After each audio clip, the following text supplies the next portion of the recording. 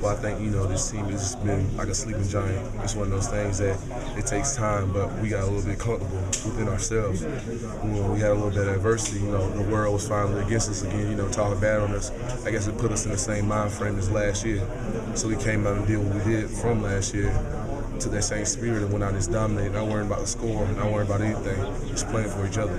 At the beginning of the season, it was about national championship, but at the end of the day, it's all about family. And I think we got back to that. Last year, we were never talking about national championship. We took it week by week by week by week, getting closer and closer and closer through adversity.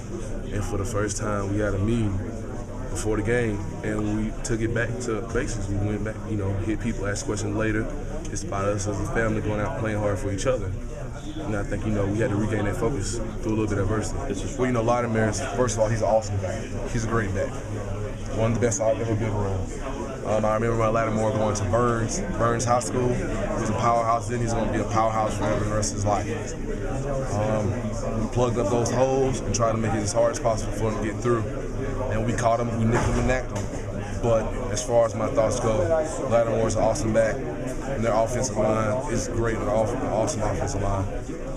Well, when we got the pick, came to the tight end, I knew it was going to happen. I felt the tight end sliding away from everybody else, so I'm holding him a little bit extra just to make sure he wouldn't get off that little dump over my head, spin off of it, disrupt the quarterback, made him throw right into the hands of Eric Weed, and we were just getting it from them. Of course, that's a big part of my inspiration, just to see her great face I had to play for her as well. So, like I was saying, it was so many emotions, so many places that I could pull away from power from. My mom was here playing against our home state. We were ranked the underdog. It was so many things that we could have pulled from strength from as a team. And just for me, it was overwhelming with energy.